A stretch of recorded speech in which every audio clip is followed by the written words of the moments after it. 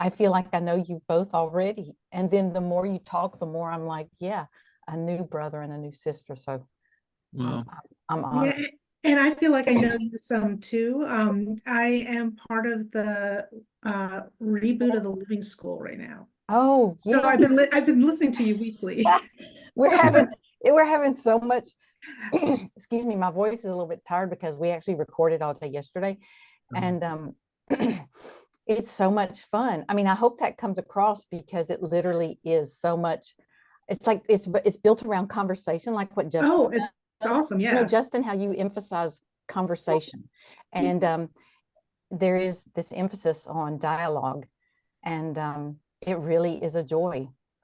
I mean, there really isn't a kind of a lava is flowing, feeling, making new land is how I feel entering into these conversations. So I'm glad to hear that, Julie. I didn't know. Yeah. I'm glad you I, shared that because, it's good to hear from someone. yeah. And if you'd like feedback at any point in terms of how it comes across, I mean, and I honestly hope that that's kind of what today will feel like. Yeah. Um, because having the conversational tone to Hmm. it, I think does bring in how this is just real every day and it's Yeah. people talking. We're not, I mean, you can reach back to the ancient mystics and they have a ton of good information Yes. and they can land really deep in our hearts. But at the same time, one of the things that I really love about our virtual chapel group is that we have these kind of conversations with each other all the Yeah. time in a really deep level Yeah. where it's a combination of pulling in, whether it's um, um, quotes from mystics, like passages Yeah. or poems or whatever we're bringing in. And then we have these really deep, thoughtful, spirit-filled conversations Yeah. that you don't get in day-to-day life, Yeah. or not for me, at least not Yeah. often enough. Yeah. And we need that. Yeah. We need that kind of deep soul filling to then be able to move around in the world. Yeah. I totally agree. That's well said. Beautiful. I'm Owen Rochelle. I live in excuse me. I live down in Abbeville, Louisiana, which is almost on the very edge of North America before the water sets in. Um, and I'm in the heart of Cajun country, which is a culturally Catholic area. And it's impossible to not be steeped in the symbolism of a deeply Catholic kind of Christian worldview and aesthetic down here. So kind of no matter what you believe, there's a sense of growing up with Lent and these sorts of things as part of your life. People who don't believe in God give things up for Lent. It's just in our vibe down here. And so these are waters that I've swam in for a long time. I'm a cradle Christian and have for a long time felt a calling towards being a spiritual director. And it's been a scary, humbling sort of calling for me that I've backed away from as much as I could. And then over the last couple of years, it's become clear that I can't say no anymore. And so I'm slowly growing into this sense of calling, and accepting the gifts that God seems to want to give through me. And so I'm very much in a transitional phase and a learning phase, um, and feel deeply inspired, as I said before, by the books that you have brought into my life through your translations. Um, I do have some background in clinical psychology. Went to grad school for that, and so my work is informed by a Christian mystical perspective, but also a secular scientific psychological perspective and a Buddhist perspective, because along with my Christian walk, I was a Theravada Buddhist for some 18 years. So Mm. I come at this with a curious layering of conceptual maps. Mm. And so that's a little bit about me. Mm. Beautiful. Thank you. So I guess I'll go next. I live in Baltimore, Maryland. Grew up in upstate New York with deep roots, family roots in Nebraska and Iowa. I am recently empty nest. My 3 kids are out of the house now, and I'm an adoptive mom. 2 of my 3 kids are adopted and have special needs, and going through kind of extreme parenting really was like a refiner's fire, and really helped open me up to a deep trust and knowing that God is always with me, no matter what's going on. I'm a trained scientist. I'm a molecular biologist. Worked in a molecular microbiology lab in a hospital for the first half of my career, doing DNA testing for viruses and bacteria for patient care. My second half of my career so far has been in hospital IT, so I'm now behind the scenes for the lab. And I just finished the 2-year certificate program at the Hayden Institute to become a spiritual director. And I have felt off and on a call, like Owen said, a call that I can't ignore anymore.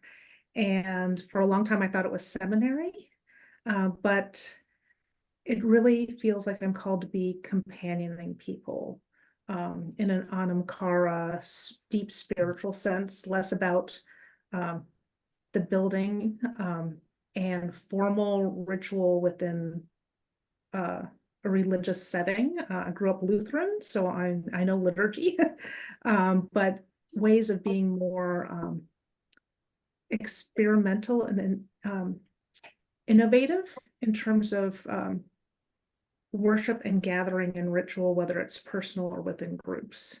And I feel called to deeply walk with people on a deep soul level. I have mystical experiences that my scientific brain can't explain, and have heavily leaned into dream work.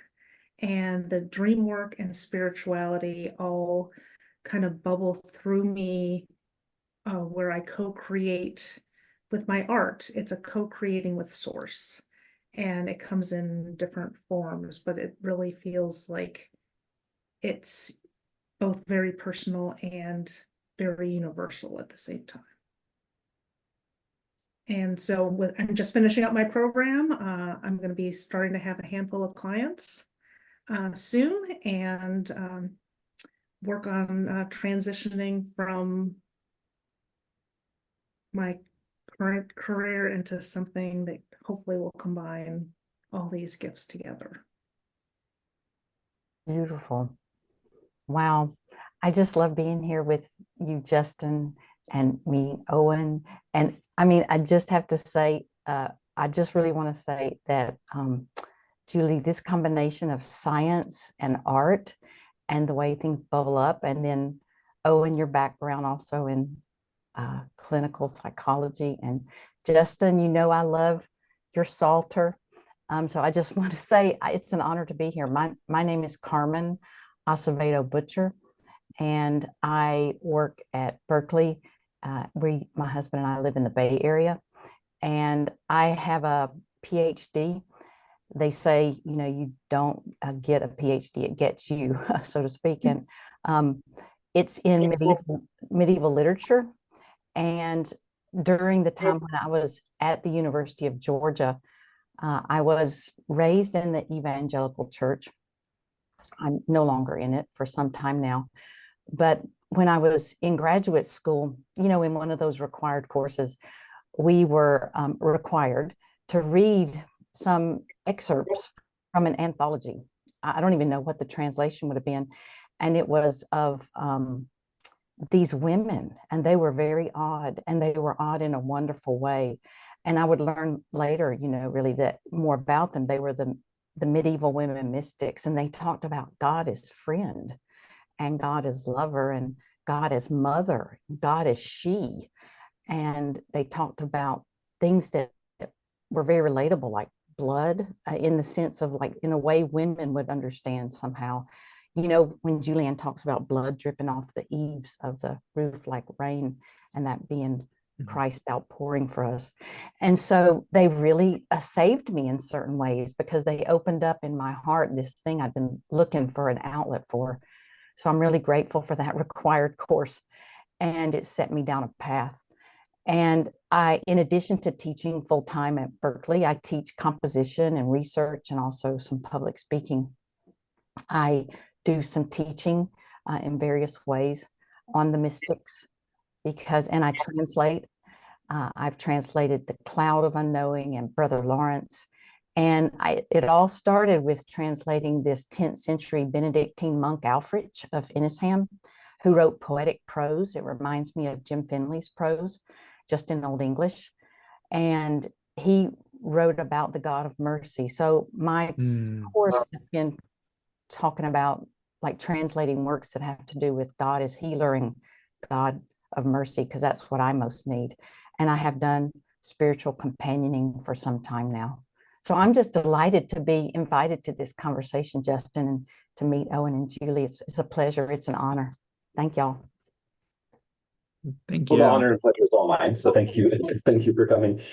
I think that's a good segue into what I had as a general idea for our talk. I was thinking about the cloud, of course, which, you know, my background, I have some schooling, but I'm a really bad student. I'm good at learning, but I'm terrible at school. And so that's, it's just a fact. And so I have some school. I managed to get an undergrad, even though I didn't go to high school. I wasn't able to do high school. And I did a little bit in seminary when I tried to start a master's, which I didn't finish. But anyway, when I was in seminary and I had a student placement, I had a church where I was preaching. And, you know, I just kind of cruise on YouTube looking for sermon ideas and stuff in my spare time. And I stumbled across Richard Rohr, and I was like, wow, there's way more than they're giving me in seminary out there. And so I deep dived into Richard Rohr and watched everything that he had on YouTube at the time, which is, you know, significant content, which is very prolific. And he mentioned the Cloud of Unknowing in one of his talks or something. And so I straight away, you know, ordered a copy because I loved the name and I had no idea what it was. And I tried to read it and I had no idea what it was about. And I put it down, sort of frustrated. But then I came back to it a couple of years later and it opened something in me. It really changed my prayer life. I had a deep prayer life before that. I spent a lot of time in ceremony, Ojibwe ceremony. And I was very involved in that. So I spent weeks at a time in ceremonies and traveled all across the country and stuff. And I grew up Quaker, which has lots of contemplative practice in it. So the silence is familiar to me. But I really appreciated having instruction in silence, which is something that Quakers have a love of simplicity, which is beautiful in its own way. But usually they just say, you know, sit in silence and let the silence teach you. And that's about all the instruction you get. So I'm nerdy and I like details and I like all that kind of stuff. So when I read the Cloud, I was like, here are the details of what to do in the silence. And I read the book over and over and over again. And when I would pray and then I'd read one chapter, I had a practice for a while where I'd do my contemplative prayer. And then at the end, I just read one chapter of the Cloud. And every day I'd go through it so that I'd work through the book that way.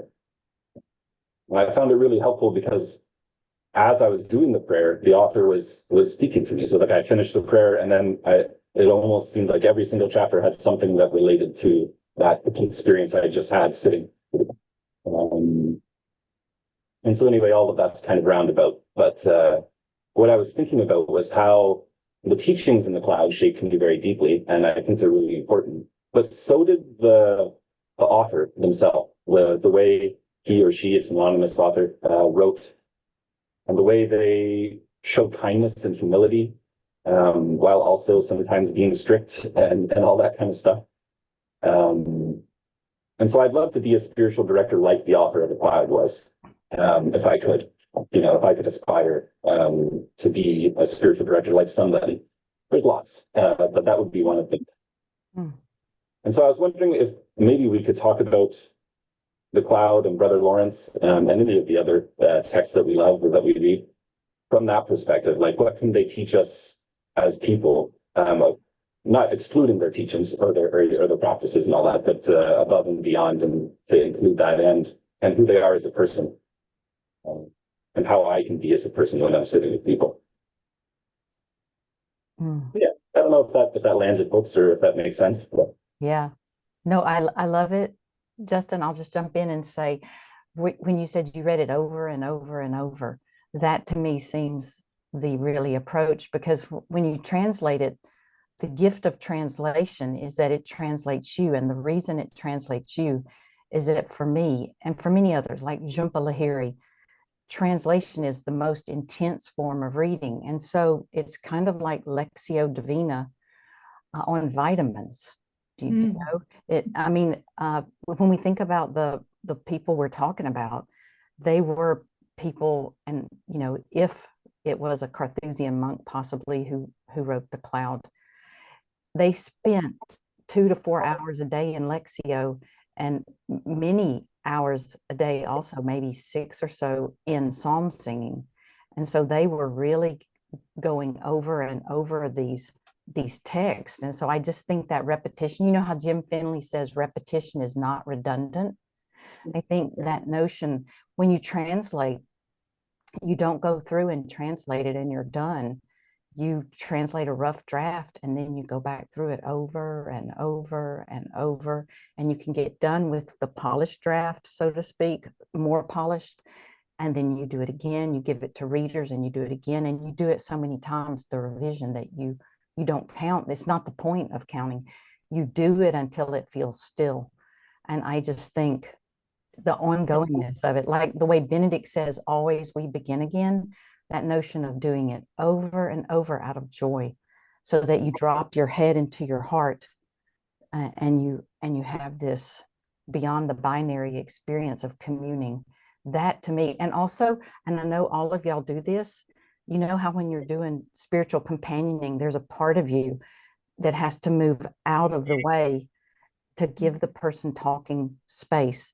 And it's that way with translation. I have to move myself to the side to give Anonymous and to give Brother Lawrence space to speak through different words at a different time.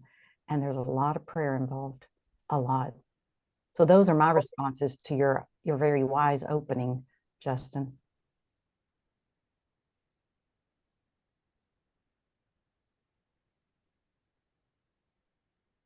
Your comments about going over and over the text until it feels still, I mean, it hit me like an arrow to the heart. There was a sense of I get a sense of the texture of what translation feels like. You know, like there's a kind of dynamic movement in disharmony as you sort of approach harmony asymptotically, until finally you touch it. And like, sure, you could go over it again, but the piece of work you and the text are doing is done. Like, this is the place to pause. And it reminds me of moments doing spiritual companionship work where I have a similar experience, where there's my mind has more to say. Like, we could say more, but also like we just touched the place where we need to sit. And so it strikes me as especially beautiful that the act of translating these works seems to be a similar kind of dialogue, like a kind of spiritual direction that you're participating in with the text. That's really beautiful. I love that, Owen. I really do.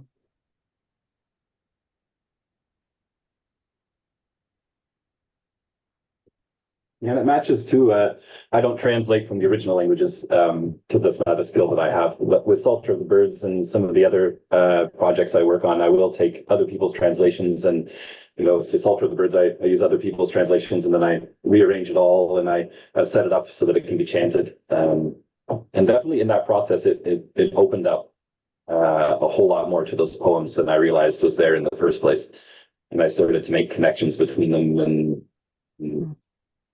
and feel them, almost like like seeping into my soul in a way, in a good way, you know, like they're there in the back of my mind, ready to bring forth their wisdom when they need to. And I feel that same way about the author of the Cloud. Sometimes I'll be talking with someone and all of a sudden something that the author says just like, you know, pops up and I'm like, this is the moment. I didn't understand this. Sometimes I didn't even understand things until I'm sitting in spiritual direction with someone else. I'm like, that's how this applies to the situation. And then all of a sudden I can apply it to my own as well. So there's a real gift in that. I love that because it's like the repetition and then it comes up out of your unconscious and in the certain moments. I love that, Justin. It's like a gift of your fidelity to the practice. I think that's where the spirit likes to come in sideways. That it's, well, every once in a while it will hit you smack over the head. But it's, well, that's where the beauty is where you're least expected and things from the past or the connections are just made and pulls into kind of a synchronicity type of a moment, or the stillness that you're talking about. I experience that with the art sometimes, that I will get to a place where I'm working on it and I'm like, just like you said, you could do more, but you also know that it's done. And what needs to be expressed has been expressed. I took a dream one time that involved a chicken, of all things, and I created a digital piece of art, digital painting with it. And I thought, you know, it would be really cool to try this in clay and see what happens. And that was me wanting to do it in clay. But that expression had already expressed itself physically in the world with the digital painting. It didn't want to be done again. And what it had to say was whole and complete, just as it was in the painting. And I totally scrapped that chicken sculpture because spirit was done. I love that. I love that because you're saying you're listening to it. You're listening to the silence. Because for me, I'm always like, when I'm translating, I'm like, so what am I supposed to be hearing? And I have this moment, and I've heard, you know, you hear Toni Morrison talk about when she would get up in the morning and she would go to her writing desk, and I think sometimes she would light a candle or something, but she had this moment, just a pause. And I relate to that before she would start, because I would get up to translate and I'd go to the desk and have a pause and a moment where I say, might be something very short, like, help me figure this out, or help me, show me, help me listen. But or just even help, or I'm here. And sometimes I would sit down and it would be like the spirit was, quote unquote, already there and would be saying something to me. But there was a intention in me before I started always to ask to say, I need your help.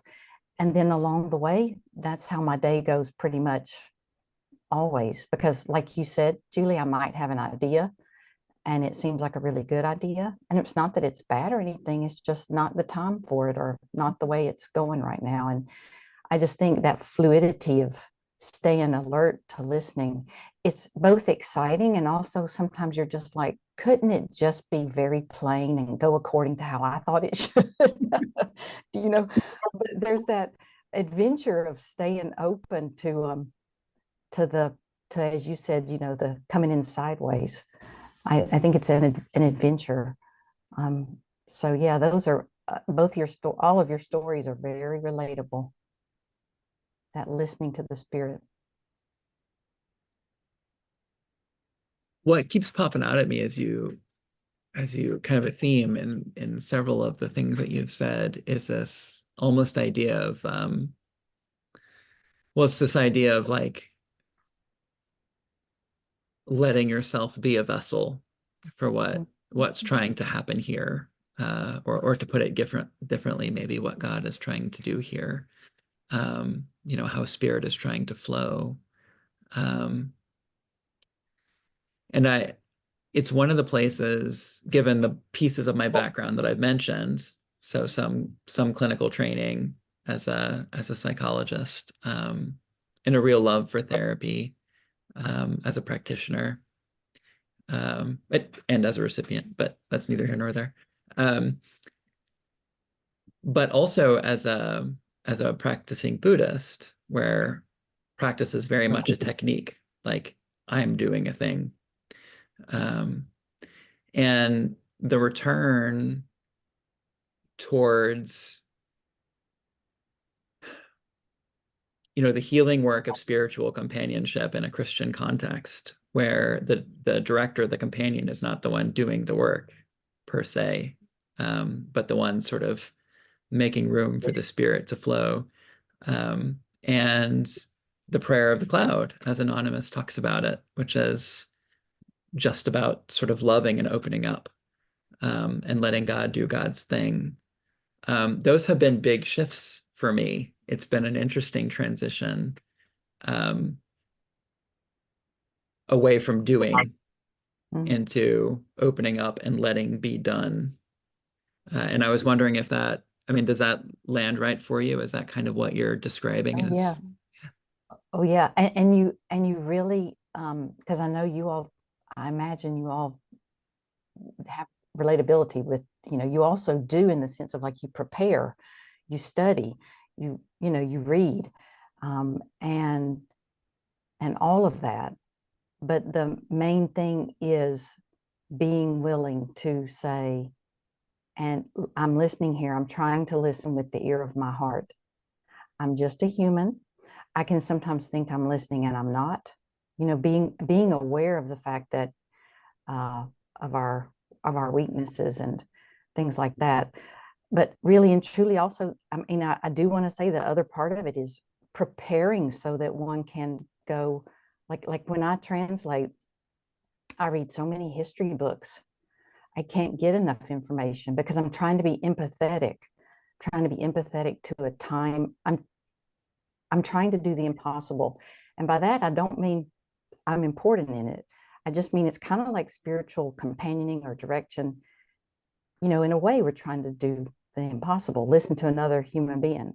I think in Gestalt therapy, that's one of the things, is like, this is hard, one human being's universe, listening to another human being's universe.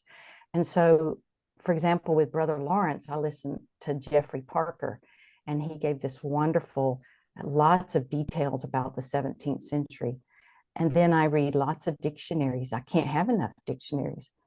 And because there are a lot of 17th, 16th, 15th, and on down French dictionaries online and free, thank goodness I had access to them. And because the National Library of France allowed me to see the originals, I could do it. Otherwise, I would have been priced out of the translation of it. And so you do as much as you can, and you get as many friends as you can to read it. So there's this doing part of it, of trying to educate yourself about what was it like to limp in the 17th century? What was that injury in war from that horrible weapon that would have shattered so much of the bones of Brother Lawrence? What was that pain like without the analgesics of today? Really trying to have, Jhumpa Lahiri says that the most important quality of a translator is empathy. You have to be well informed, but it's not a head game. And it's unless it's the kind of head in the sense of head is heart and heart is head, and the nous, that we're a receiver for information, which is wisdom. In other words, if it's beyond the dualistic concepts we have. So I would definitely say, I would totally agree with you, Owen. You're trying to know enough so that you can let go of all that you know and listen better. I don't know. It's a true paradox in that way. I think you have to really prepare, and then you have to, in my aspect, I just have to let go and say, I don't know. Would you please show me? I've tried my best to get prepared, but please show me. And that's when things happen, when you hear things. And then you have to listen again and see, it's a refining. It's like Syncletica says, you're trying to light the fire, your eyes water, smoke gets in your eyes. And Ama Syncletica says, but eventually you get that fire going, and it's a refining process. I think humility, really, the being grounded and staying open to listening, it really is a learning process. And I liked what you said, Justin. You said sometimes you don't understand something until you're in the process of somebody else talking with you and you're doing spiritual direction. And I think that's the magic of conversation, the need of we humans have of conversation. So like, even as you're making Justin space for someone else, what they say and how you listen to it opens up something new in you. So I think it's such a reciprocal, wonderful miracle, really. Yeah. Yeah, that's so right on. It's very much a reciprocal growth. I learn so much from everyone that I do spiritual direction with, without exception, every single person that I sit with. Yeah. So much. And I often find even in weird sort of synchronistic ways that like our life situations will sometimes even match. Someone will come and I won't tell them anything about my situation sometimes, or sometimes I do because I'm an open person. but they'll tell me their situation, like, wow, that speaks to me so much. And then all of a sudden I come out of that afterwards and I have to go back to prayer. And I'm like, well, this is something that it turns out this has a lot to say with my situation, what I'm struggling with. So but I think also I loved that you brought in Ama Syncletica. And I love that saying of hers where I'm trying to remember it offhand, but I think she's describing prayer and using the analogy of lighting a fire. And at first you got to work a whole bunch. You got to find your kindle and you got to split some stuff. You got to figure out what you're doing. You got to set a space to do it. And there's a lot of effort on our part. And then you try and light it, and maybe it's easy, maybe it's not. Anyone who's lit a fire knows it goes both ways. But then, yeah, she described, like, you're blowing on it, and you're getting the smoke in your eyes, and sometimes you get covered in soot, and you're coughing, and then all of a sudden it just, and the fire takes care of the rest, and I think that's such a great way to think of it. And it made me think of, to tie back with what you had said, Owen, about the sort of dynamic between a technique and a practice, and the sort of flow of being in the spirit. That at the beginning, the technique is really helpful. And at the end, sometimes it's too, it's all a circle, you're moving back to well. So it's not like you light the fire and you're good for the rest of your life. But it makes me think of something the Cloud says, where, the Cloud gives all these really specific techniques. It's almost, I don't know a lot about Buddhism, but I feel like it's kind of almost Buddhist in that sense, that there's a lot of sort of steps and practices and tools. But then at one point he says, and all of this is just the beginner's work, and God is going to teach you the real practices.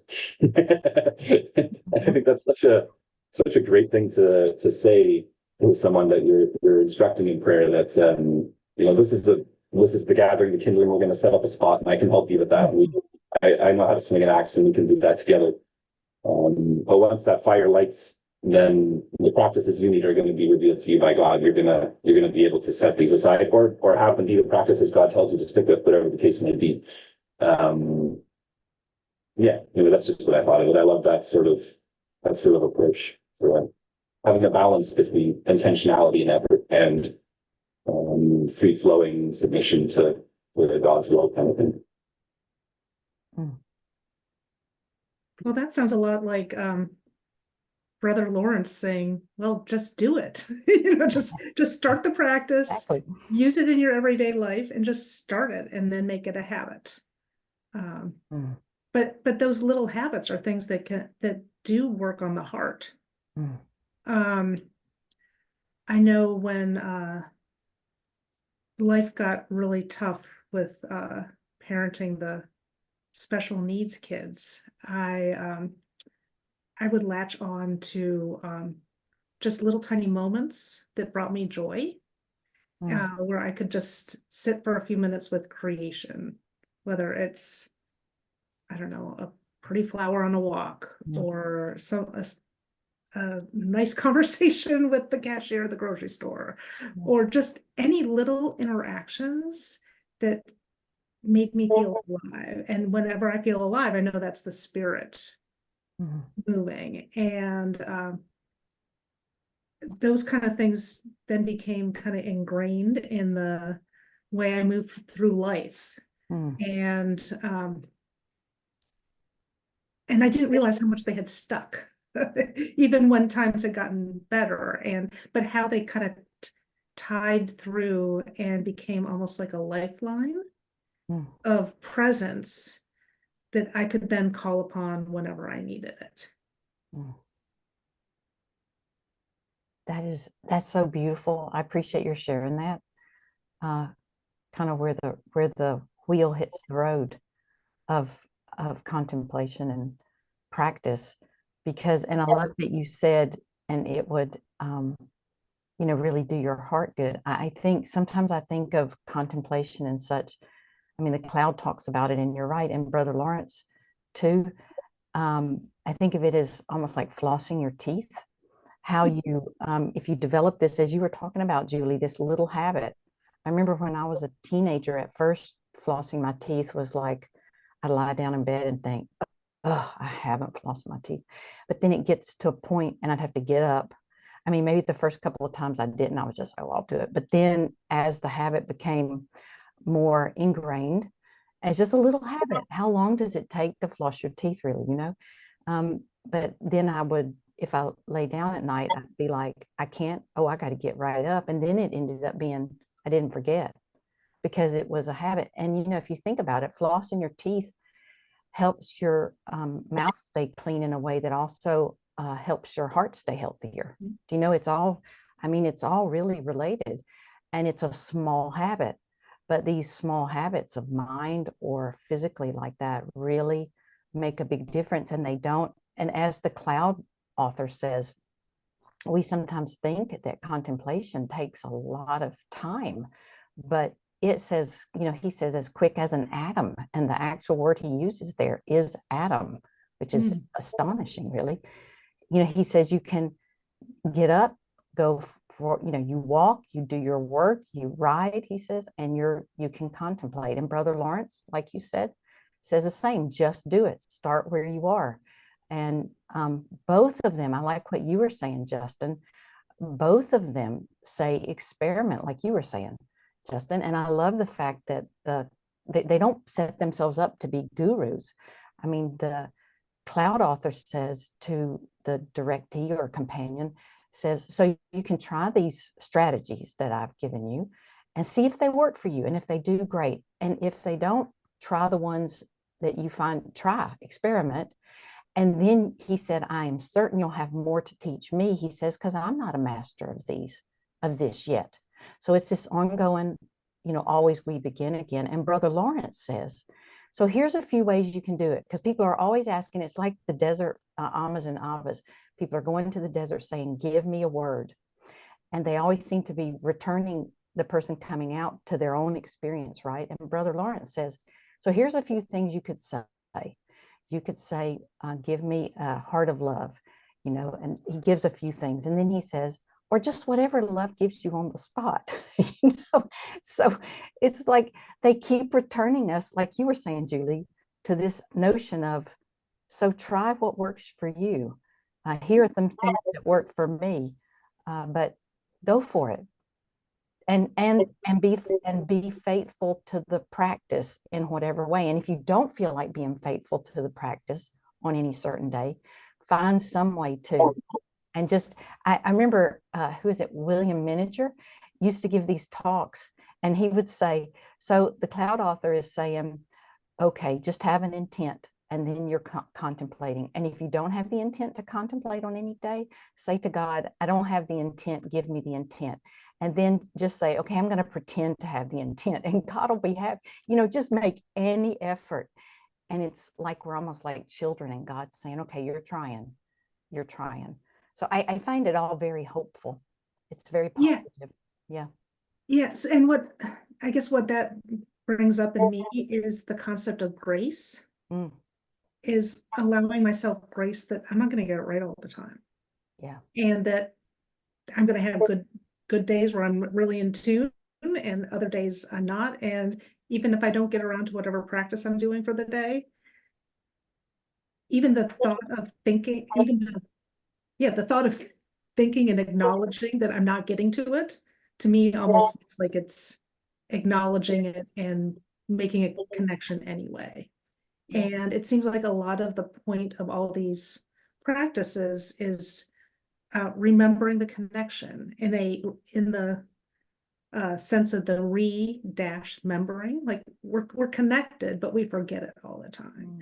And I'm hoping that that's something I can do with my spiritual direction clients, is helping them to remember and become a member once again with spirit, because that's inside. And most of us go around forgetting about it during the day as we move about. And it's often those little nudges that actually help with that connection. And then yet having the grace to say, you know, I'm not going to get it right all the time. Yeah, that's really big too. I was thinking of one of the things when I was in ceremony, you know, we would do these fasts where we go out for 4 days and 4 nights by ourselves into the bush or into the forest, as you guys say in the States. I've learned that bush is a weird thing, but only us Northern Canadians say. But anyway, I'm getting sidelined. But we go out in the bush for 4 days and 4 nights to fast without food or water. And the idea was that you would pray the whole time, you know, which is one of these big sort of instructions that no one ever lives up to fully, of course. But I remember saying to my elder, you come around and visit, you know, and check on you every day. And I remember saying, like, I don't know what to pray. Like, I can sit here, I cannot eat, I can do all that stuff. I have no idea what I'm saying, you know. And I remember him telling me, what I want you to do is I want you to pray about that. And I want you to say to God, or Creator, as the case may be, you know, pray and say, I don't know how to pray. And I don't want to pray. And yeah, I have no idea what I'm doing, and this feels stupid, you know. And that prayer, and that wasn't his exact words, but that prayer really shifted something for me, because I did that, and it almost like broke down a barrier of some kind, you know, like the sense that like I have to pray in some way that is going to be like all the right things, and it's got to have some kind of, you know, goal and actionable points, or you know, this kind of mentality that we have sometimes. And it just let me be honest about where I was in the moment. And that's, I mean, that's the beginning, I think, you know, to be honest where you're at, and to turn in prayer or contemplation, or however you do it. But it just made me think of that when you were talking to Carmen, what that was something somewhat a wise spiritual director had told me many years ago. That's beautiful, especially in the context of fasting like that. It also reminds me of when you tell students who are stuck with an essay and you tell them free write. So set your timer for 10 to 15 minutes and just put something down on the paper, anything about the project. And I had a young woman bring me her free write once, and she said, I think I'm going to not pass this class because this is all I could come up with. And I looked at her 15-minute writing, where you write without thinking of grammar, you write not thinking of what the teacher thinks, you write what's in your heart about the project. And it has started out by saying, I don't want to do this project. I don't think I can write. I'm not sure what I'm supposed to be doing. But she told me to write about what interests me, and here's what interests me about this. And then she had gone through and she had done some research and she talked about it. And I looked at this thing that she thought was junk. And I said, beautiful, there's your essay. And I showed her, so you're saying this and this and this. Wow, go with that. And she went, you're kidding me. And it was like she was galvanized. And you know, because there was also that thing of just like I saw that there was gold in there. And it's hard sometimes for us to see the gold in what we're experiencing and the honesty. So I love that.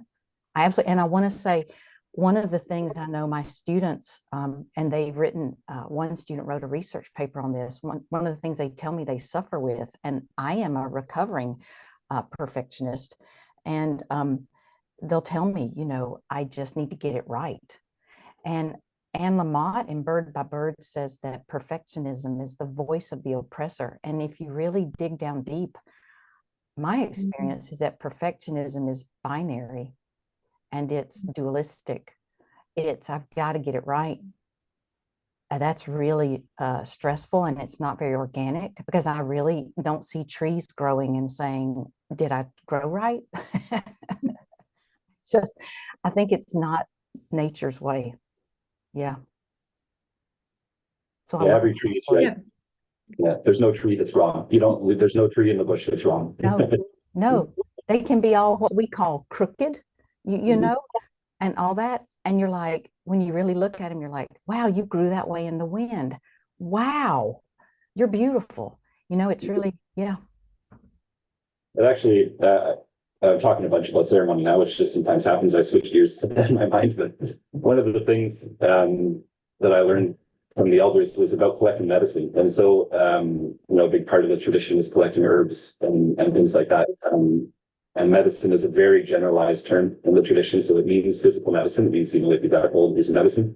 But it also means an energy from the spirit world, or a power that exists within you, or within a person, or within a stone, or whatever the case may be. And so the medicines would also be for spiritual healing. Now you collect cedar for ceremonies and for smudging and that kind of stuff. So whenever you go out to collect the medicine, they say cedar trees are the classic example, because cedar is used for everything. It's the panacea. They'd say, pick a cedar tree that's all crooked and tiny and growing out of the side of a rock, because it has had the greatest hardship, and therefore has the greatest medicine. And so when we would go out to pick cedar for the ceremonies, and not every time, because you got to deal with what's around you, but there was a sense that was the most powerful medicine, was from the one that was growing crooked in the shade in the soil that shouldn't be making it. And that's the one that we put your tobacco down and thank it, and we bring it back. Beautiful. Well, that's a nature version of the wounded healer. Mhm. That the greatest medicine comes out of our wounds for healing of the world. That's beautiful. Well, to come at it from another angle, it's Charlie Brown's Christmas tree. Right? I don't know any Christmas tree that's more symbolically poignant than Charlie Brown's Christmas tree. I've seen thousands of Christmas trees on movies and TV shows and households that I've visited, but I know that specific Christmas tree. And there is something, I think something deeply special about that sense of recognizing the strength of the spirit that could inhabit a body that has gone through whatever that body has gone through, to make it struggle in such a way, whatever those hardships are.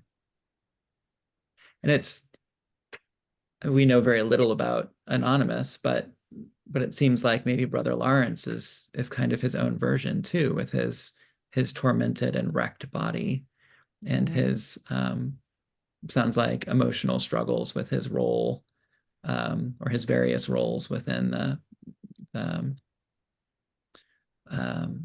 the place in which he lived, and the kinds of services he had to provide, and hating being in the kitchen, and all of these sorts of things. It sounds like, for all that his wisdom is so filled with joy and love and the transmission of peace, it sounds like that was peace he found in the midst of a lot of turmoil. That is so beautiful. So well said, the transmission of peace, Owen, because when I started translating Brother Lawrence, it was in the summer. I was teaching full time that summer, but it was the summer of the pandemic start. So the spring really started that spring. And there we had the lockdown in California. And so there weren't cars on the road. And so I would get up early and go upstairs to the room where the computer was. And I could hear birdsong very early instead of cars. And instead of, how that sound of cars entering the road and going swishing down the road, there was nothing. It was eerily silent. And into that silence came this almost Edenic birdsong.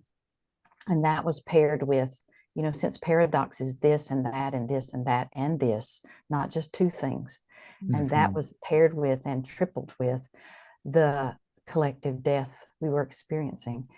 And I was teaching students who had people dying in their family. So there was this confluence of things as I was working with translating Brother Lawrence, and it was just transformative, because in that sort of loud silence of tragedy and loud silence of the reassertion of nature saying, I'm here, I'm really here. Brother Lawrence was a calmness that was so palpable, I was bowing before it. And he so erases himself from it, even as he has a real selfhood and presence. But like you said, Owen, he was tormented by his body and by his, maybe it was, I don't want to guess because I'm not qualified to, but it feels like some kind of post-traumatic stress that like a veteran would have from the war, and for whatever reasons. And the fact that he was part of the 98% of the non-privileged, which, I sometimes feel and pray it's not going to happen, but it feels like that's the pressure of the way capitalism is, or whatever we're in right now, is pushing towards more that 98% of people not privileged from the 17th century, that inequity. And he had real tragedies. But he found, like you said, he got down into the presence of God, and he really had communion with God in his. And the thing is, here's the thing to me: if Brother Lawrence can do it, who can't? I mean, that's the beauty of it, is like he had nothing going for him. And I don't mean that against Brother Lawrence at all. I mean, as far as the world is concerned, he had nothing on his side to make him someone who would have these experiences, and God gave him this gift, and he turned up and he was faithful to the practice. He just kept returning to love. And like you said, Julie, he makes it seem very simple. He just says a glance will do, just a glance to love. Like, I know, and he says, and if you forget, I love this. He's like, and if you forget, just return. And it's not like, I always think, well, when I was being raised in the evangelical church, and if you might miss Wednesday night, because we went Wednesday, Sunday morning, and Sunday evening, somebody might call you up and say, where were you? And it's not like that. If, when you return, like, it might be a couple of days where you're like, oh man, okay, I did this official practice, but the rest of the time I was kind of clocked out. And you return, and God's like, great, hello. It's not, and so it's this wonderful joy. It's this love. It's not like a demand made on you. It's a relationship. You start realizing, oh, I'm loved. I can have self-compassion. I can be kind to myself because God loves me and God wants to be in relationship with me. Or however if one doesn't want to use the word God, love, or the universe, the ultimate reality, whatever, the source of the source. So it's all good. Yeah. Do you think that? Go ahead, please. I was just going to ask if, and I don't know that I've ever considered this specific question before. I'm really interested in the dialogue between the author of The Cloud and Brother Lawrence, who speak very differently.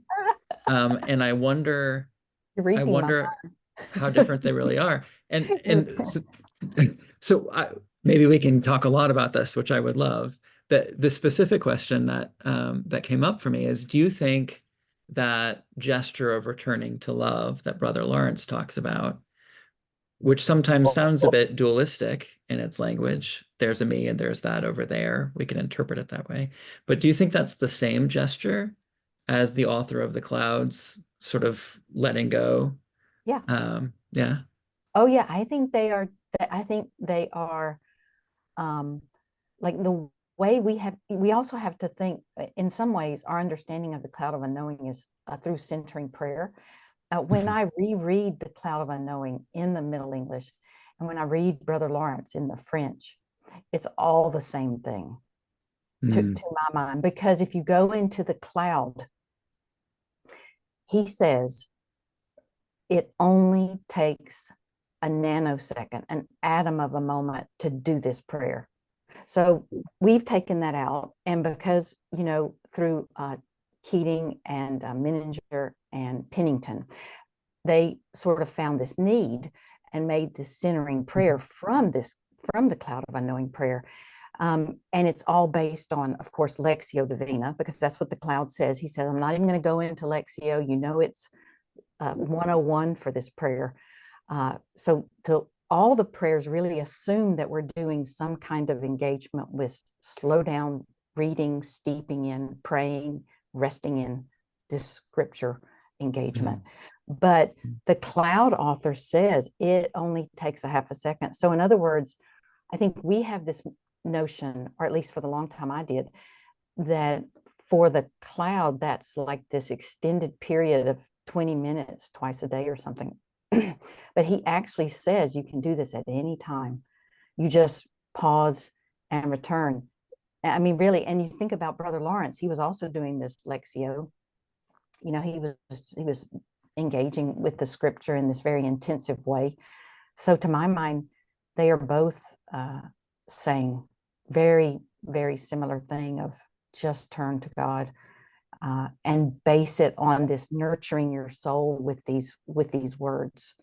I mean, I really, and then the words for us today, because I often find I might get burnt out on scripture maybe for a moment or something. And so for me, sometimes it might be words from Buddhist koans that I've made into a song, or it might be Mary Oliver or some other poet that it really does, that really grabs me. And then I end up spending so much time with them that I've kind of memorized them. I mean, scripture does work pretty much always, but sometimes I need you know, it's kind of like I can sometimes eat cottage cheese every day, and then all of a sudden it's like I need something different. And so, you know, it's just that getting a variety of approaches, because human nature needs some kind of, or at least I do, some kind of variety. But they are very, but I know what you're saying, Owen, because the Cloud of Unknowing Anonymous can seem at times kind of like that teacher who's a little bit acerbic, but is really truly kind-hearted, because I think he might have had some experiences in the courts, or, you know, hobnobbing with political people or something. He was really out and about in the world, because, you know, he has that passage where he says, I sure do hope people who are character assassinators and stuff don't read my work. And he really does call them out, you know, in ways that you're going, if you're being secretly honest, yeah, I don't like those people either. Then you start realizing, wait, I might need to be careful because I don't want to be one of them. But he really sort of says things like they are sometimes. But at the same time, when he encourages his spiritual companion, he really does say, you go for it. You can do it. You can teach me. He's a teacher's teacher. He's tenderhearted. You know that he's kind, because he also says, let me know what your questions are and I'll respond to them. So I think he's very tenderhearted, but I also think if he would tell it like it is. And Brother Lawrence is similar, but just has a different spirit to him. It's a softer spirit in some ways. But I love them both. You know, they're just different people. I think I could spot them if they were in a coffee shop. I think I could spot them, you know, like if we were doing like blind mystic identification, you know, just sit down at the table with these two mystics. I think I could probably spot them, but they are both people who practiced and are honest about their struggles and ways of doing it. And they have total faith. This is what I love. They have total faith that if you turn up, and if you forget to turn up, if then you try to turn up, like what you were saying, Julie, if you just say, I haven't turned up, and Owen, like you're saying, I don't want to turn, that when you do any kind of motion that direction, God's like, good job, catch. You know, it's kind of like when you see a father or a mother playing catch with their child, and they throw the ball and the kid kind of doesn't catch it, but touches it. You're like, good job. It's kind of like, and then the kid picks up the ball and kind of rolls it back and like, good throw. I mean, it's kind of like that dynamic of like, well done. You did it. Yeah. So that encourages me. They have total faith that God's not going to let us drop the ball if we just want to keep trying in some small way. I love that. And it spurred in me a side question, if I can sort of spin off of it a little bit. Something that I'm curious what you think, Carmen. In the same spirit of, we were saying earlier, about the balance between having techniques and tools and also, going where the spirit leads us. One of the things that I find interesting, the cloud makes a big deal out of spiritual progress in stages. And it's kind of convoluted at the beginning. So people kind of I think a lot of times just glaze their eyes over, because this whole thing with the active life and contemplative life and the higher and the lower and two middle are actually one. And you're like, wait a minute, what is this? And so it gets kind of like sidelined. But it's my theory is that he's just taking the standard AAA, the threefold path of Christian spirituality, coming from Dionysius and the early church and all of that, and he's just sort of made it fit into the active contemplative life. But he's got this sense that you begin at the active life and you move towards the contemplative life, and that the book itself is presenting these sort of late stage practices, with the presumption that you've been baptized and you've gone to communion and you've done confession and you've then joined a monastery, and then you spend a bunch of time doing lectio divina and ora elabora and all of this stuff, and then finally now here you are ready for apophatic prayer. And that's how the cloud presents it. Doesn't mean we have to do it that way. But and then with centering prayer, I find it's almost like all of that got kind of skipped, and it's like, okay, so here's a beginner practice, which is actually the cloud's culminating practice has become an introductory beginner practice. And I'm not sure if that's a bad thing. I think a lot of people find centering prayer helpful, so it's not that I want to criticize centering prayer for that, but I'm just curious about the dynamic of it, like how, or I view it, like how do we think about stages of spiritual progress, and should we start with apophatic prayer, or is it better to help people to start with lectio divina or something like that? I don't know. Wow, that is such a smart and wise question, because I've had that question myself. And in watching, like the way you said you watched tons of Richard Rohr videos, I've watched tons of William Miniger videos. And in one of them, he says that when they started going across the country with these centering prayer workshops, they always included lectio. Always. That was like a thing that was never separated from their workshops. And so I feel, I think that that's something I don't want to lose sight of, is this feeding of the spirit. Because to bring Anne Lamott in again, she often says when she is going through a time in her life where she's forgetting to look up, those feelings when you get like, you feel like you have a lid on top of you, and it's just, you've been reading the news and everything is just hellish, really. And she says, when I've forgotten to look up, as she said, I'll think, wait, have you read anything good lately? Anything that nourishes your soul? Like, have you fed yourself, or have you done a dance? Have you talked with a friend about it? I mean, have you fed your soul? And I really do think lectio, I think there's a reason that when you read the medieval writings of these monks and such, they talk so much about memory. They talk so much about lectio. I mean, they did not have screens in their lives. They did not have computers or cell phones that were computers, things in their pockets that were like extensions of themselves, the way Marshall McLuhan talks about it. And they really worked with their minds through lectio divina. And I think that is a wisdom. It's a part of it that I don't let go of. It's important for me to feed myself in this way, because the analogy I know, as y'all know, that they make is to a cow chewing its cud. And so a cow goes out and eats the grass, I mean, like the scripture, and then chews on it and chews on it and chews on it. And it really goes back to the Hebrew Bible, where in one of the wisdom books, we read that you want to meditate. I mean, there's a lot of this talk about meditation in the wisdom parts of the Hebrew Bible. And it says, like a dog gnawing a bone. And I remember having a little dog named Smokey once, who had one of those fake bones that was made out of like rawhide. And I remember thinking, I want you to play with me. I think you've chewed that bone enough. And then he was a really sweet dog, trying to take that rawhide bone from him. And he's like, I'm not getting that bone. And there's that aspect of staying with the scripture to get the nourishment, like a dog chewing a bone, like a cow chewing its cud. And if you really, I'm the nerd alert, who has done a research into cows chewing their cud. So first of all, I grew up around farmers, and my neighbors were farmers. They had cows. They let me roam all over their fields, thankfully.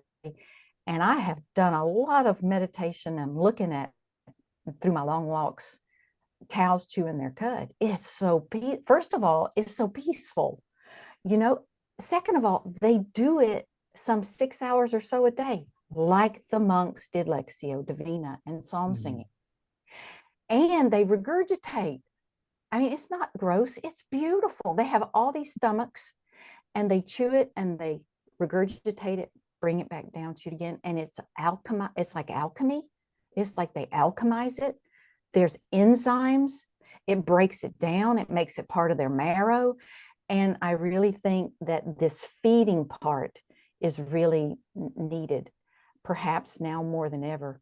Because Brother Lawrence, you know, writes this letter to someone, and he says, you're not the only one who has their minds get distracted. I'm like, if he's saying that in the 17th century, what would he be saying today? Do you know, like where we have all these distractions? So I definitely hear what you're saying, Justin. And I always remember what William Menninger said, that they always taught, they had a session of lectio when they did centering prayer. And so I think that I keep those together in my mind, really. And I think about the stages you're talking about. I myself, when I was first looking at him, it made my head spin, you know, the different stages and such. So he's definitely educated, Anonymous. He's a bit different from Brother Lawrence, who's not educated. And he gets into the weeds, you know, of lingo and such. But I definitely like that he talks about we're trying to head towards, but they both say we're trying to head towards, you know, and engage in to become more perfect. Brother Lawrence said we want to become the most perfect or wisest lovers of God. So they're talking about maturity, it seems to me. And the problem, I think, where we get hung up, and they talk about this, a lot of medieval and earlier scholars talk about the word perfect. In our minds, we have this thing of perfection, and we define it as flawlessness, and that goes back into that perfectionism and sort of binary. But perfect, the per part means thoroughly, and the fect part is this wonderful French verb facere, or in the Latin, sort of similar, for to do. So all it really means is chew your cud. Do it again. It means do it thoroughly. It doesn't mean do it flawlessly. It means do it again. It means what Benedict says, always we begin again. So how do we, what it really means is love. So in other words, maturity would be to be love.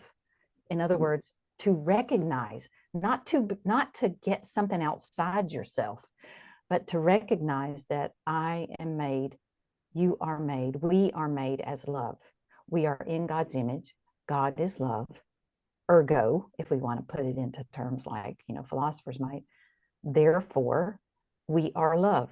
And it's recognizing that. And I just think I love the image of a cow chewing its cud, because it's very humble, you know, because also I grew up with cow patties everywhere. So you've seen the entire, you see what I'm saying? You've seen, it's a very humble, down to earth, organic thing. We're creatures. We have bodies. Everybody here has emphasized, you know, we have bodies, and we can screen ourselves out and forget that, I think. So I need to eat the scripture.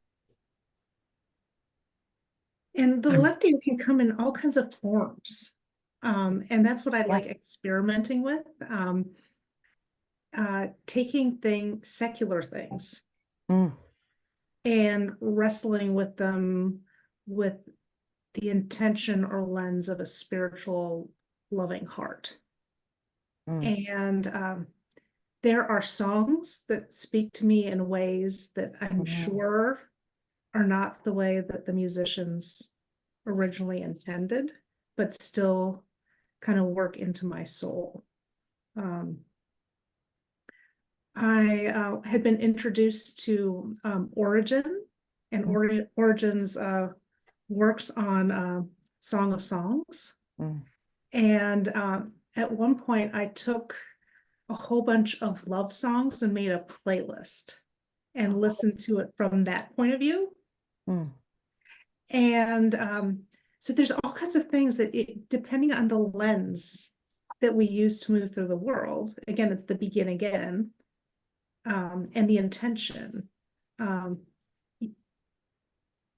It just kind of, it can make the world sparkle in a way that it wouldn't, that the mundane becomes magical Mm. and miraculous. I love that because it kind of ties in with what Justin was saying earlier about the medicine of stones, that energy that, so then in other words, what I hear you saying, Julie, is like, then the mundane is sacred and there's no differentiation between, Right. no, yeah, Yeah. right beyond the binary. That's beautiful. And I love the fact you made a playlist like that. Beautiful. Well, and the two things that come up for me, and actually first I'm going to pause and sort of apologize and comment on my bracelet. I had a medical procedure this morning. I was rushing here for our call, and I'm just realizing I still have the medical bracelet. So for anyone watching, I did not escape from the asylum this weekend. It's my weekend away. I have permission, and I had to take some medication for that. But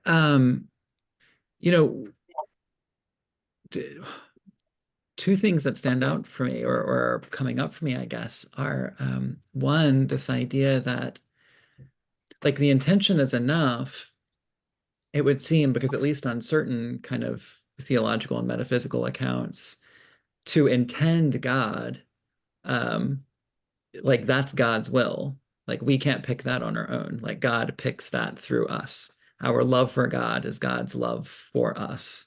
And for us to will the good is for God to will the good through us. It's for the good to be self-willing itself through us. And so in some sense, although we might kind of analytically evaluate our effort as being inadequate because it doesn't check the boxes of the techniques we've been given, that kind of on a process level, the opening up and letting God will God through you is actually the entirety of the practice. That's the whole thing. And so it seems like on that account, praying, God, I don't know what I'm doing. Please do this through me is actually to do the entire thing. That's not a consolation prize. That's the fullness of the practice. And I would think that's especially true when it's hard, when saying that prayer means sitting with the depths of our ignorance, with our sense of incompetence and inadequacy and unworthiness, that lump of sin and shame that Anonymous talks about. And somehow in the presence of all of that heaviness, opening up a channel for God to come through and say, and here we are, doing our thing together. Oh, that's beautiful. That sounds like you've been having a conversation with Anonymous to me, because the way he also emphasizes intention all the way, it's ENTENT in the original. And it's you sounded to me like one of his favorite authors, Dionysius there. I mean, we call him sometimes, some people do, I don't, but they call him pseudo Dionysius, but how he talks about God is seeking us. God is wanting to have a friendship with us. And he says God reaches for us. Like, it's a gift. And I know Jim Finley emphasizes this a lot, that this contemplation is a gift. And so does the Cloud author. It's all a gift. And I love the fact, because it reminds me of our cat, Tao. He came to us with that name. They were calling him, the people who rescued him, thank you, I'm so grateful to them. They were calling him Teo. And when I saw his name, Tao, I was like, oh my goodness, couldn't be more perfect, because he came to us with worms and all that. And one of the things he does and reminds me of, he's one of my best spiritual teachers, is he stretches all the time. When you get up, and if I'm the first one up, he goes over to the scratching post and he stretches as if to say, look what I can do. And he stretches, throughout the day. He stretches his mouth, he opens his mouth to me, he stretches his whole body. And that intent is that the tent part is from Latin tenere, and it means to stretch. So to me, when I see the word intention, I see the in part is within. I see myself stretching within, like Tao, our rescue cat. And you think about attention, stretching towards someone, and tension being, ooh, I'm stretched, and tender being very gently stretching. So I love the fact of it being like, I don't think, I mean, Tao is the perfect example of it because he's made to stretch, and he takes that as part of his creaturely being. Do you know? Like I would like to become more like our cat Tao. That's beautiful what you just said. Well, it's beautiful what all of you said, if I can be honest. You guys heard me. I said it's beautiful what all of you said, if I can be honest.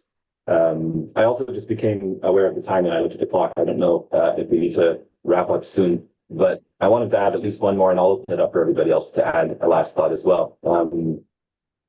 If I can get kind of philosophical and nerdy about it, I appreciate that you brought up Dionysius and what perfection means. There's another teacher from the early church called Gregory of Nyssa, who has a lot in common with Dionysius, and they're sort of in a similar school of thought. And they also have this idea of this sort of spiritual progression, this threefold triple way that I mentioned before, which the author of the Cloud, I'm convinced, does draw from in his act of contemplative divisions. That's what it's just a reforming of that. But one of the things that I love from Gregory of Nyssa, there's this fancy Greek word, epitasis, which means continual progression. And so the idea is that as the finite human soul is united to God, God is infinite, and so there is no end to the uniting. It's not a complete. It's not a completion. It's an endless progression. And I love how you said attention is to be drawn into something, and that's very much what they're talking about. And so Gregory says that the perfection of the human being is this continual orientation towards God. And what he means by perfection there is the word telos in Greek, or telos, and I can't pronounce those things. But it means the fulfillment of the purpose of a thing, which is why it gets translated as perfect, because we can kind of see the connection. But it also means to be whole and to be complete. And so to be what God made you to be. And so the perfection of the human being for Gregory is to be oriented towards this infinite progression into God. And it's never a destination that you reach. It's an orientation that you're always towards, and being drawn towards at the same time. That's just an idea that I really love, and it makes the idea of seeking union with God feel less like a box that I need to check, and more like a way of being that is continually unfolding. And I don't see any reason why it should ever end. As Jesus says to Mary and Martha, he says, Martha, Martha, leave Mary alone. She's chosen the better part, and it will never be taken from her. I think that if we could reach the end, that would be like taking it from us, but it won't be taken from us. There is no end, and that's a beautiful, beautiful thing, I think. I've very much enjoyed this conversation. Does anyone have any last words? I wish we could talk for hours more. Yeah, that's exactly how I feel. We could talk a very long time. Yeah. There are things that I'm definitely going to be taking away. One is the image of the Christmas tree. I've actually played a lot with the Christmas tree. My birthday happens to be Christmas, so I've leaned into it in terms of it's appeared in my dreams. I've done artwork about it on a inner soul level. So Owen, thank you for giving me some new images and ways of thinking about that.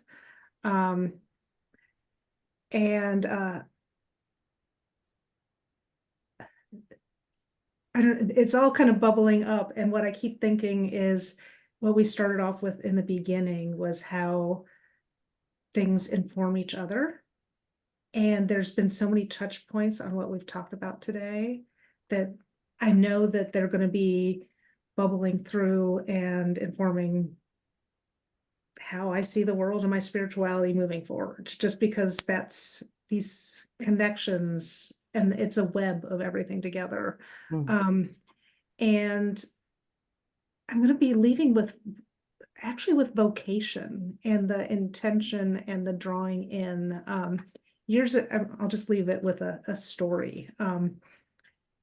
Years ago, I was meeting with a spiritual director, and I was talking about some of these mystical experiences I've had and different connections that I'm making. And she's like, it sounds like God is like leaving breadcrumbs for you, like to follow.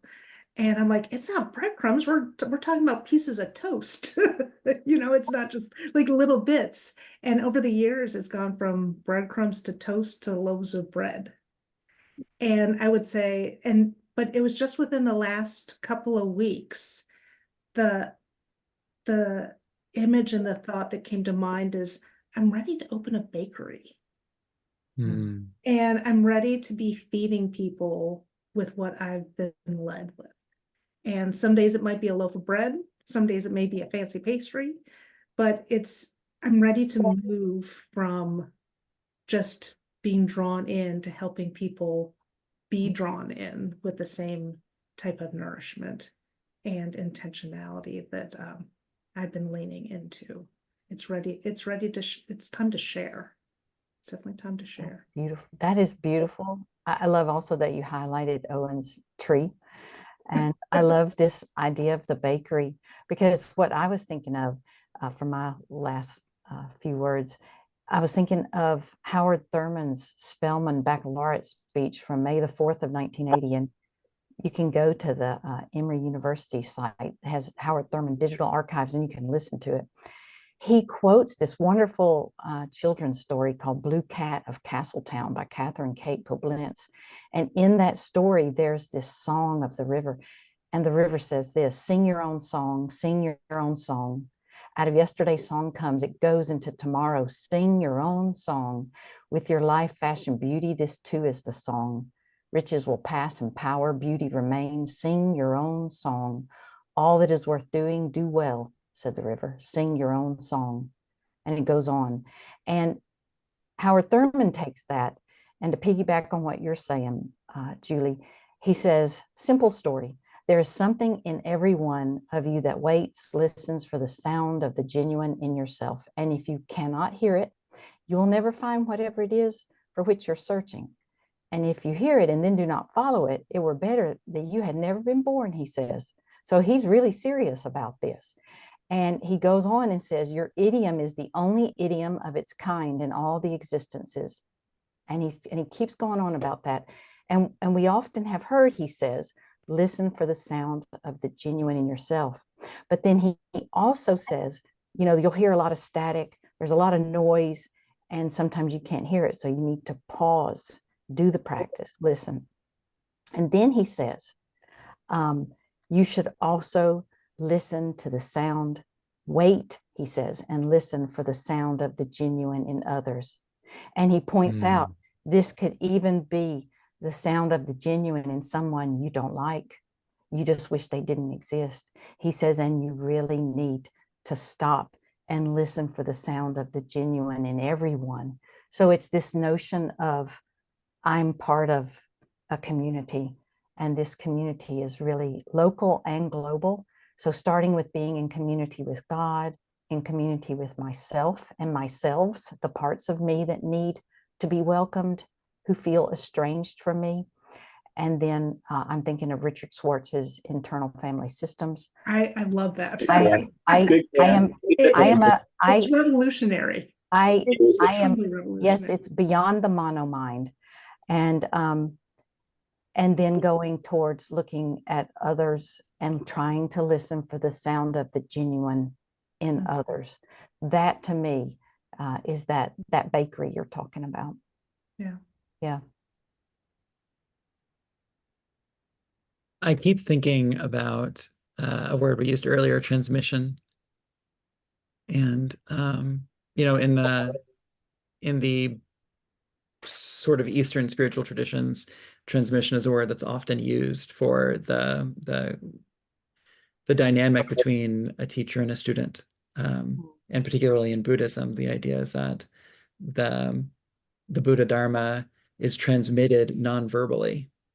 There is a verbal teaching, but transmission from a teacher to a student is a non-verbal transmission, whereby embodying the Dharma, the teacher manifests it, and the student, by virtue of being receptive to it, receives it. And so the Dharma is transmitted in this embodied way, and on as a chain. And going back to our question of spiritual direction, and how do we be spiritual directors like Anonymous and whatnot. I want to say that, Carmen, you have transmitted so much in your own sense of presence, and I am awed by your kindness and your thoughtfulness, and I mean, even just the way in which you've been so careful to include each one of us in your responses to us by naming the things that we've said and done. Your thoughtfulness and love is it shines through in a way that's genuinely transformative for me, and even the ways in which you have quoted other people, the texts that you have read, and the speeches that you've listened to, and the poetry that you've clearly had a love affair with. And but you don't quote these as things that you know.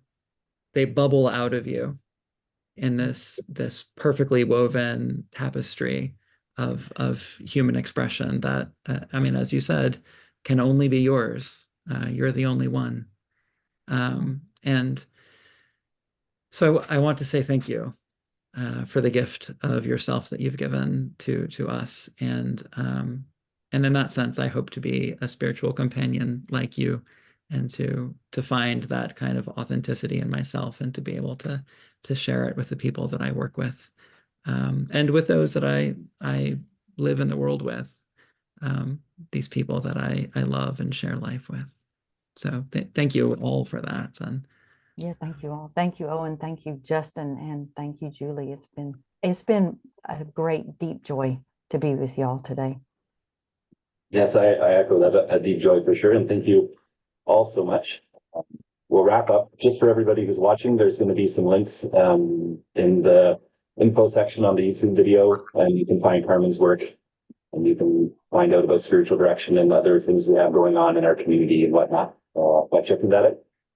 So thank you all so much, and I'll be blessing. Thank you. Thank you. thanks.